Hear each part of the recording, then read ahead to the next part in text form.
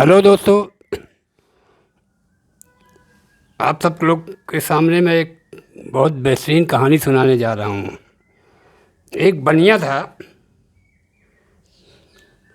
उसका बहुत बड़ा व्यापार था। बनिए के एक लड़की थी और दूसरा कोई नहीं था। लड़की भी इतनी सुंदर थी, बनिया भी इतना आगे था। वो सोचता था कि मैं अपने बराबर वाले से लड़की के सुंदरता टाइप का लड़के का मैं शादी करूँगा। वो जहाँ भी जाता था उसके मुकाबले कोई लड़का मिल नहीं रहा था। ऐसे साल, 2 साल, 3 साल, 4 साल निकल गया, उसकी जोड़ का कोई लड़का नहीं मिला। कुछ दिन बाद कोई पंडित था, जहाँ जाता था, बोला तुम्हारे जोड़ का एक सेठ है, लेकिन उसमें कुछ शर्त रखा है। बोले कहाँ पे है, क्या शर्त रखा है? बोले सेठ लड़के का बाप तो मान जा रहा है, लेकिन लड़के की एक शर्त है। बोले शर्त क्या है? बोले उसकी शर्त ये है कि वो शादी करेगा ज़रूर, लेकिन जब भी लड़की उसके रूम में आएगी तो 5 जूते मारेगा उसको, तभी घर अपने कमरे में अंदर आने देगा। एक दिन का ही, रोज़ का, जब भी वो कमरे में जाएगी वो रहेगा तो 5 जूता मारेगा, तभी उस कमरे के अंदर आना, लड़की को आने देगा। सेठ क्या बोलता है कि जाने दो भाई, क्या करूं। ऐसा कोई भी पिता अपने लड़की को ऐसा नहीं कर सकता। फिर भी बहुत ऑब्जेक्शन पड़ गया है। दूर से लड़की को ये बात सुनाई पड़ी। लड़की भी परेशान हो गई थी कि यार मेरे पिताजी 4-5 साल से घूम रहे हैं, उनके पसंद का कोई लड़का नहीं मिल रहा है, लड़का भी अच्छा है, ये मामूली सी बात है, इसको मैं संभाल लूँगी। वो सामने पिताजी के आई और बोली, पिताजी मैं शादी करूँगी तो उसी लड़के से आज, और बाकी दूसरी शादी करूँगी नहीं, आप जा कर के मेरी शादी उससे पक्की कर लो। बनिया भी बहुत बेबस हो गया था। बोले जैसे तुम्हारी मर्जी, मार तुमको खाने का है, हमको थोड़ी खाने का। बोले कुछ नहीं, वो लड़का कितना भी होशियार होगा हमको टच भी नहीं कर पाएगा, मैं इतना पावर रखती हूँ। बोले ठीक है। वहाँ जाने के बाद फिर बातचीत हुई, लड़का भी तैयार हो गया, लेकिन कई बार वो कबुलवा लिया उनके पिता से कि जो मैं बोला हूँ करूँगा अवश्य। बोले ठीक है, कोई बात नहीं। उसकी शादी हो गई, लड़की का गौना हो गया। लड़की वहाँ पे गई भी, गई दिन भर में तो काम में लगी रहती थी, और उसके शादी में इतना दहेज दिया था, इतना सारा सामान दिया था, कोई चीज़ कमी नहीं थी, घर भर गया था उसका। इतने में जब रात हुआ, रात को 10-11 बजे रात हो गई, लड़की को अंदर किया गया, अंदर जाने लगी, लड़का ले जूता लिए खड़ा हो गया। बोले पहले 5 जूता मारने दो तब अंदर घुसो तुम। इतने में लड़की क्या बोलती है, अभी तो मैं आज ही आई हूँ, न तुम्हारे हाथ तुम्हारा लाया हुआ कुछ खाया हूँ, न कुछ नहीं, जो कुछ मेरे पिताजी दिए रहे सब सामान तो उन्हीं का लगा है। तुम्हारा मारने की इतना ही जिद है तो मेरे पिताजी और अपने पिताजी के धन से नहीं, तुम अपनी कमाई के लिए हमको खिलाओ तो तब तुम मारना। लड़का बड़े ऑब्जेक्शन पड़ गया। बोले कैसी बात करती हूँ मैं शादी के पहले? तो बोली मैं भी बोल रही हूँ, ठीक है मारना, मैं दूसरी शादी नहीं करूँगा, तुमसे ही करूँगी, लेकिन पहले तुम अपने कमाई का हमको खिलाओ। लड़का बोला ठीक है, जाओ, कल ही मैं परदेश जाऊँगा, कमा के ला के खिला के तब मारूँगा बस तुमको। बोले ठीक है मार लेना। इतना कह कर के लड़का सब अपना अटैची लिया, उसमें अपना कपड़ा लत्ता भरा और कुछ पैसा कौड़ी ले लिया, रखा, और परदेश के लिए निकल पड़ा। सुबह 4-5 बजे ही, भोर में ही निकला वो। लड़की पहले से ही चैतन्य थी, और लड़का जो है, पहले ज़माने में लड़की नहीं देखते थे, उसका मुंह चेहरा नहीं देखते थे, इसे शादी हो जाती थी, गौना होता था, तब कहीं देखने को मिलता था। उस टाइम की बात है। अब लड़का जैसे निकला उसके पीछे पीछे लड़की भी निकल ली। अब लड़का जहाँ जैसे जैसे जिस रास्ते जा रहा था उसी रास्ते जा रहे थे, बीच में उसने अपना कपड़ा जो है चेंज कर दिया, साड़ी की जगह सलवार समीज पहन करके, और उसको अपने टिची में रख लिया। वो भी चलती पड़ी। लड़का एक बस स्टैंड पे जहाँ खड़ा होता है वहीं पे सूट सलवार में वो भी खड़ी हो गई। लड़का जब बस में बैठता है तो वो भी बैठ गई बगल में कुछ दूर पर। वो जहाँ का टिकट लिया वहीं की टिकट वो भी ले लिया। तो वहाँ से लेने के बाद बहुत दूर 200-300 किलोमीटर कानपुर जैसे शहर में का टिकट लिया था, वो पहुँचा। वो लड़की भी उतर गई। पहुँचने के बाद वो नौकरी को खोजने लगा। अब इतना पैसा तो लेके नहीं चला था कि कहीं कमरा लेके कैसा भी रहो, होटल में रहने लगा, खाने लगा, उसी होटल में वो भी रहने लगी, खाने लगी। एक दिन ऐसा आया कि उसके पास होटल का बिल भरने का भी पैसा नहीं रह गया था। दूसरे नीचे उस अगल बगल में घूम रहा था तो एक ढाबा मिला, छोटा सा होटल था। बोले सेठ जी हमको नौकरी पर रख लो। बोले तुम क्या करोगे? बोले जो कुछ बोलोगे करूँगा, हमको खाली खाना खिलाना बस। मैं भूखों मर रहा हूँ, आज दो दिन से मैं कुछ खाया भी नहीं, रहने का ठिकाना नहीं है। वो सेठ ने ढाबे वाले ने उसको रख लिया। अब वहीं पे जो है वो आराम से बर्तन धुलाई करता, खाना खाता, बस और कुछ नहीं। अब लड़की उसका ठिकाना जब देख लिया तो लड़की तो बहुत पैसे वाली थी और काफ़ी पैसा लेके चला था। ठीक उसके सामने ही एक पान की दुकान खोल ली। पान की दुकान खोल ली। अब उसकी पान की दुकान इतना चलने लगी। और लड़की खूबसूरत थी, जो कोई देखो जहाँ एक पान खाने के तहाँ सैकड़ों लाइन लगी रहती थी। अब दूर से लड़का भी देखता है इसकी दुकान तो बहुत चल रही है। अब उसकी दुकान चलते चलते वो भी एक दूसरी दुकान कर लिया। पान की दुकान जब पैसा काफ़ी इकट्ठा हो गया तो बगल में अच्छा फर्स्ट क्लास एक कमरा लिया। कमरे में वो भी खाने पीने का और सब मर मीठा बनाने का सब एक लोकल भी रख लिया और ये सब कर लिया। अब वो लड़का जो है दूर से देखता था, बहुत भीड़ लगती थी, वो भी जाता था, लेकिन जेब में पैसा ही नहीं था कि कैसे खावे क्या करे। धीरे धीरे उसका आना जाना रहता था। एक दिन इत्तेफाक से वो होटल से फुर्सत में जब निकला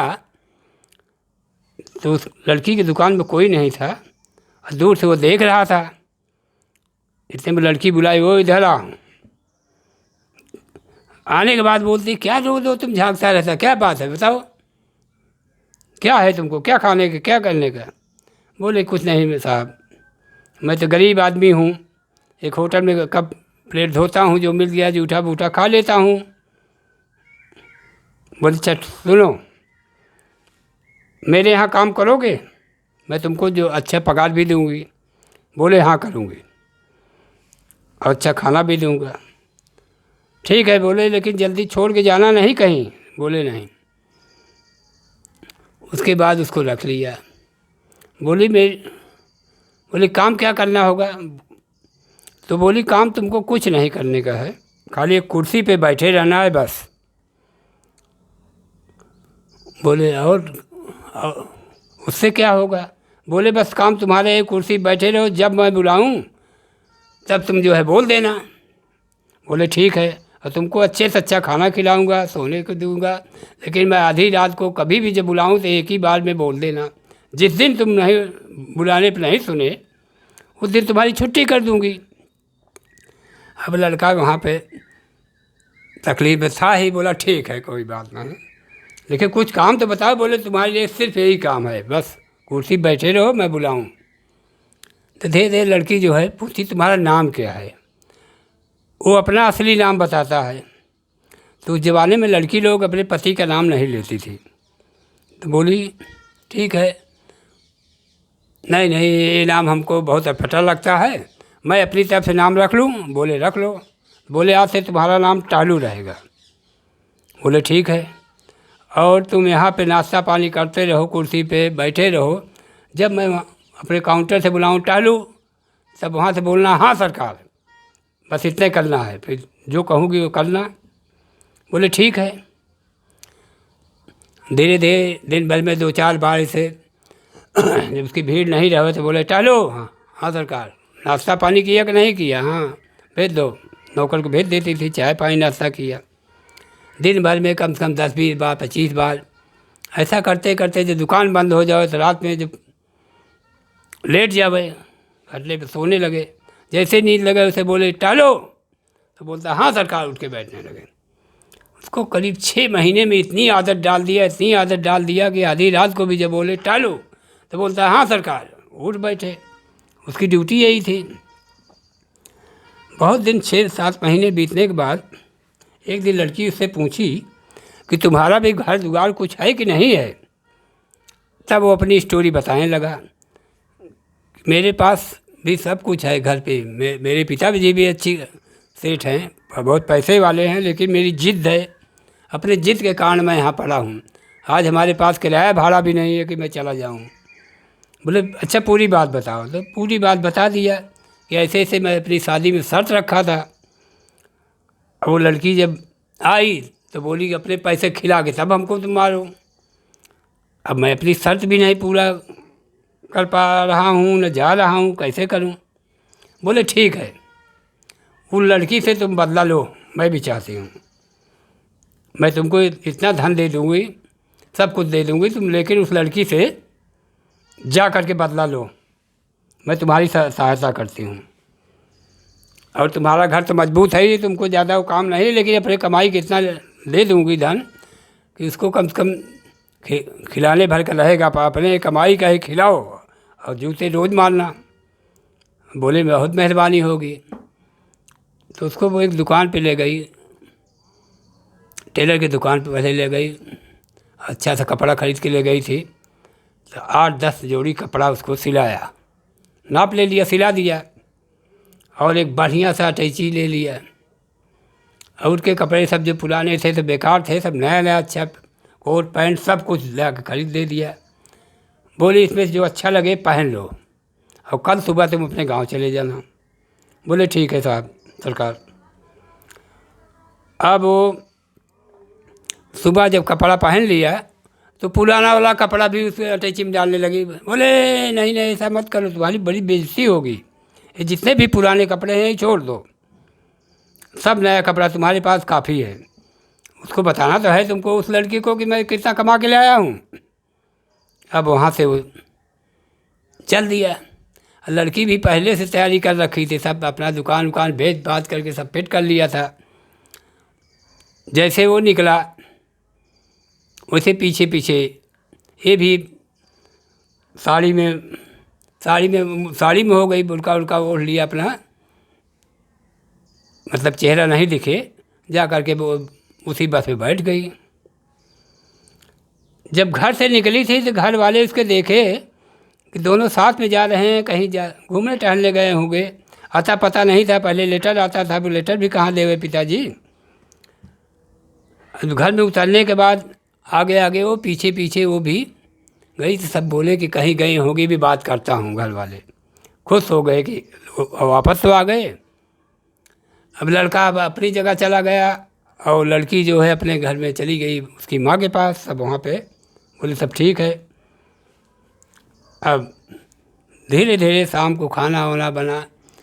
लड़के ने क्या किया, अपनी माँ को बोला माँ जी आज हमारे पैसे का ही सब कुछ खाना बनेगा, हाँ, दूसरा कुछ नहीं।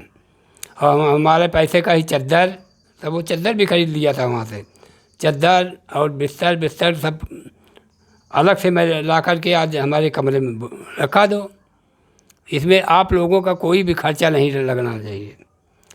वैसे उसके लिए लगा दिया गया। अब उसकी लड़के की आदत थी टाइम को टाइम सोने का।